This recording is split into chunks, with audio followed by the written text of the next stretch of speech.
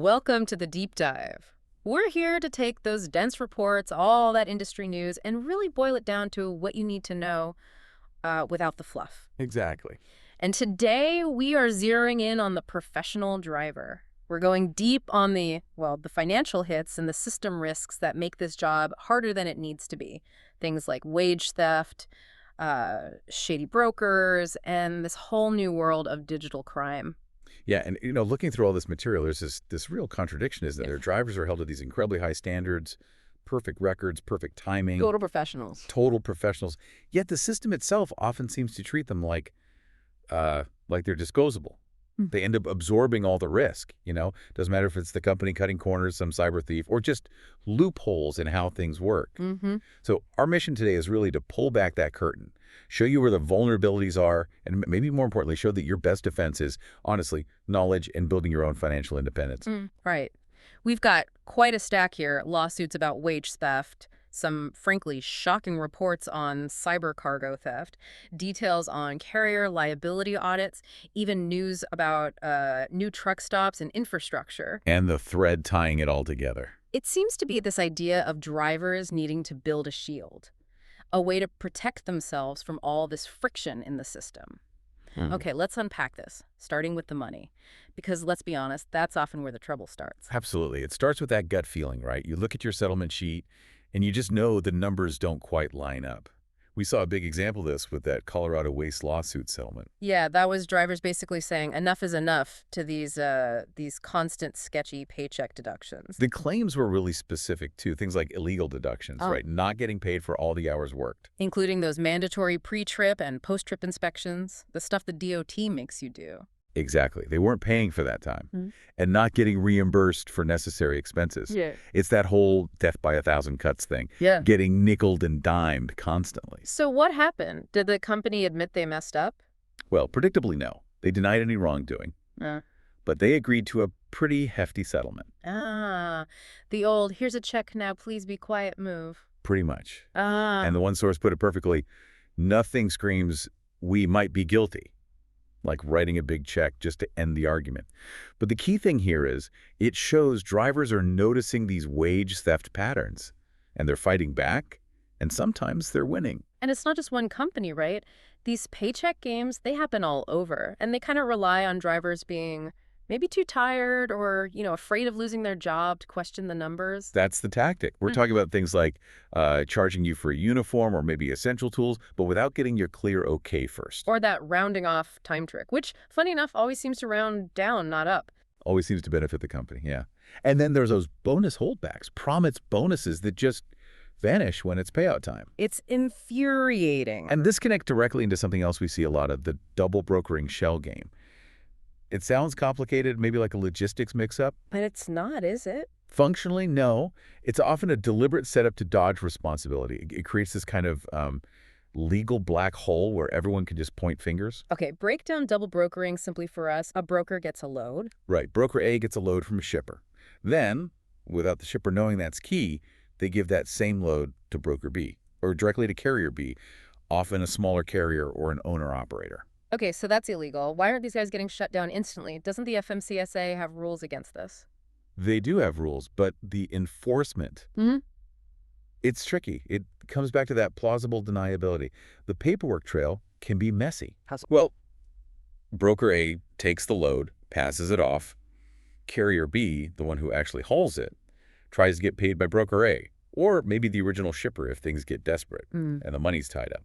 Or broker A blames some mysterious middleman or claims they didn't get paid. They protect their relationship with the original shipper, and carrier B is left hanging. So the person who did the actual work. It's stiffed. Yeah, they're chasing payment. They might be on the hook for liability if something went wrong with a load. And maybe worst of all, Their MC number could get flagged. that's the real danger. Getting your motor carrier number flagged because of a load dispute, especially one involving potential fraud like this, that's like losing the license for your whole business. You lose your authority to operate. Wow. So a shortcut for a broker can literally ruin a small carrier. It absolutely can. And that's why you, the driver or the owner-operator, you have to treat your paycheck, your settlements, like a business owner would. It's not just a guaranteed thing like an employee benefit might feel. That's a really crucial insight. You just can't assume the system has your back when, frankly, it's often set up to benefit from, well, from you not looking too closely. Precisely. You need that business owner mindset for your own money. And there are immediate things you can do. Track every minute, waiting time, inspection time, everything. Document it all. Document it. Then compare every single settlement sheet you get against that original rate confirmation. Every line item. And maybe get professional help. Definitely. Find a CPA, an accountant who understands trucking. They know the games companies play with pay. They know the deductions you're legally entitled to, and they can help protect your finances. Okay, so that covers some of the direct financial risks.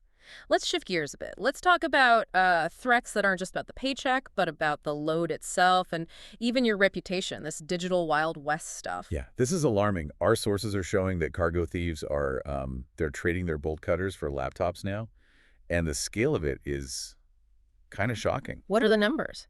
Cargonet is reporting a huge jump, over 50% increase in reports just this past year. That translates to something like over $100 million in stolen goods.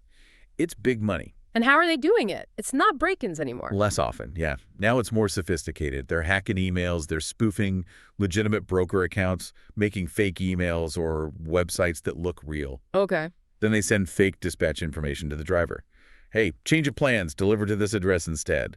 And the driver, thinking it's legit, reroutes a high-value load straight to the thieves. And because it all happened digitally, there's no broken seal on the trailer, no security camera footage of a break-in. Exactly. The paper trail, the electronic log, everything looks fine right up until the point where the real receiver says, where's my load? And then who gets blamed? Almost always the driver. The carrier asks, why didn't you double-check that pickup code? Or why did you trust an email from an address you didn't recognize? So the driver gets hit with a service failure, possibly loses pay for that haul, and gets a massive headache trying to sort it out. That's the reality. And you see the industry response, like the ATA calling for, national task forces and better coordination, which is fine long term. But that doesn't help the driver today when they get that suspicious email. Right. Drivers need tools now, like real-time ways to verify load information, better training on spotting these scams, not just slow, institutional fixes. It really feels like the expectation on the driver just keeps growing. You have to be a logistics pro, a mechanic, a navigator. And now a cybersecurity expert, too. Yeah. And still be the one who takes the hit when any part of that complex system fails. It's a huge burden. Now, let's connect that idea, the system failing or having blind spots, to something else we saw. This ICE arrest of a trucker, the details were kind of unbelievable. The guy was apparently using a fake ID that literally said, no name given. Yeah, that story definitely raises eyebrows.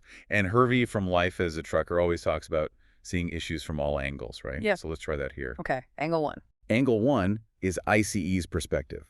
Fake ID, potential immigration violation, that's a straightforward law enforcement issue for them.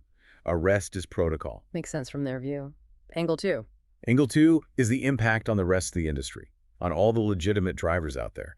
Suddenly there's more scrutiny at weigh stations, more paperwork checks, and worse, it fuels this public perception sometimes that the trucking industry is, lawless or cutting corners.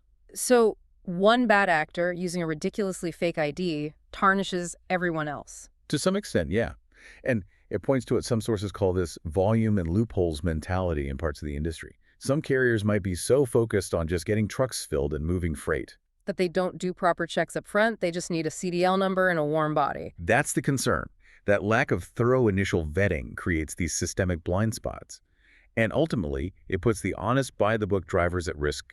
Risk of delays, risk of suspicion, risk of just more hassle. And that ties into the next thing, doesn't it? This big push for carriers to audit all their drivers. It absolutely does, because that lack of scrutiny up front, combined with some massive lawsuits, multi-million-dollar verdicts. Right, where accidents happen involving drivers who maybe shouldn't have been on the road, ignored red flags, expired documents. Exactly.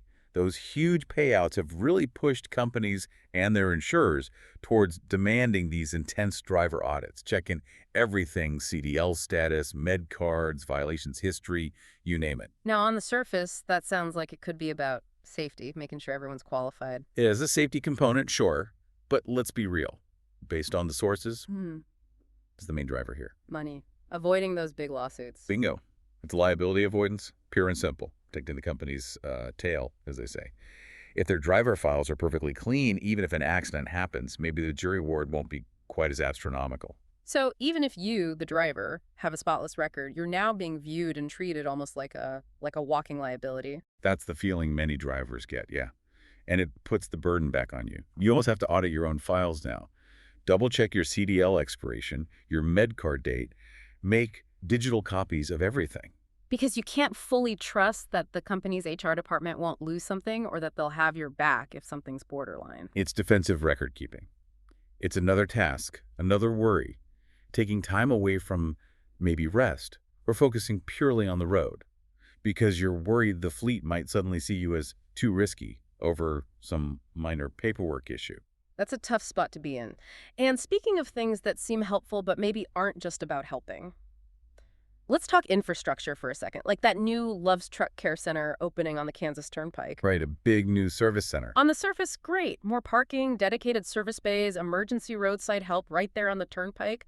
Sounds like a win for drivers. And it is convenient, no doubt. But we always need to look at the business calculation, right? Okay, what's the calculation here? It's about capturing revenue. Sure, it offers help. But our sources point out prices at these on-highway centers are often way higher than independent shops just off the exit. You pay for the convenience. You definitely pay for convenience. And there's another catch. Love's, like other big chains, has major contracts with large fleets.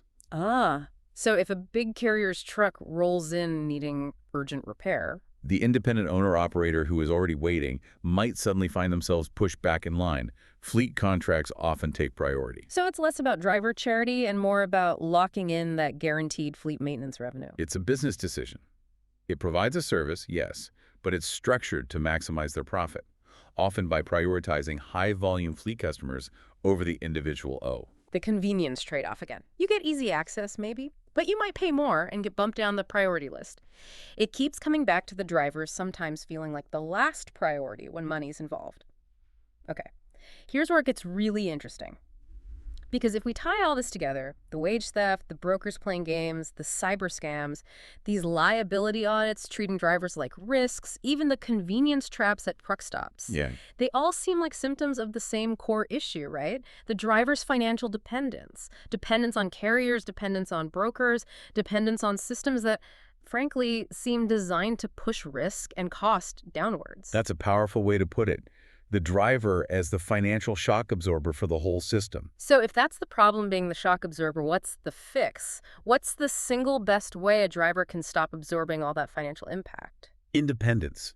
That's the word that echoes through a lot of the source material, especially from communities like Life as a Trucker. What do they mean by independence specifically? It's about building financial buffers. It's a call to action, really. They talk about needing to get out on your terms, creating a financial shield so you're not completely vulnerable to, say, a sudden dip in freight rates or your carrier going bankrupt overnight. And how do they suggest building that shield? It's not just about saving pennies from the settlement check, is it? No, it's more proactive. It's about managing your time differently, not just managing it for the shipper or the ELD, but managing some of it for yourself, learning new skills, investing in your own future. Okay, like what kind of skills? The specific path highlighted in some of the material is pretty fascinating, actually. It's about training truckers to use AI, artificial intelligence, Wow, okay. AI. How? to create extra income streams online. Right. Recurring income, money that comes in whether you're driving that week or not. So using downtime or off-duty time, not just to rest, but to build something completely separate from the truck. Exactly. Think about it, that recurring income. That's your protection. Your company folds. You have a buffer, want to retire early before the traditional age.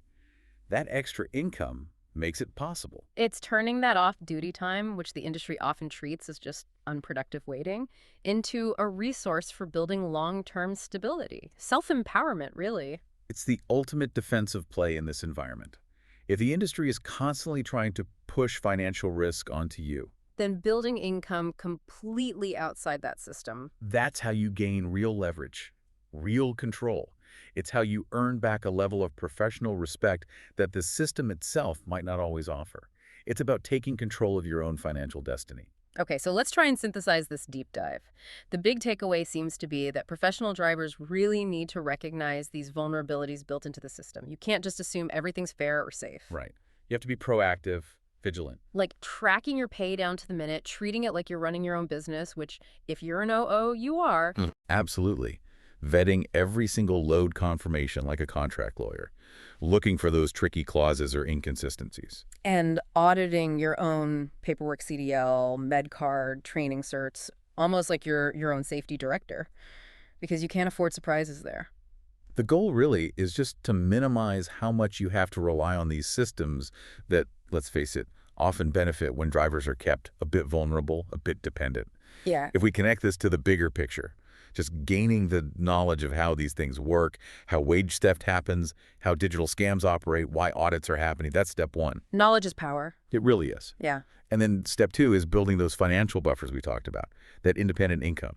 Those are the highest forms of resilience in this industry. It shows you're committed to your profession, but you're also smart about the realities of the business.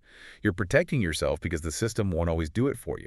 Okay, so we want to leave you, the listener, with one final thought to chew on, something to consider as you're out there on the road. Go for it. The industry demands, absolutely demands, a clean record from you, right? Clean driving record, clean logs, clean drug tests. Perfection is expected. The bar is high. But flip that around. What kind of record does your carrier or maybe your broker keep of you?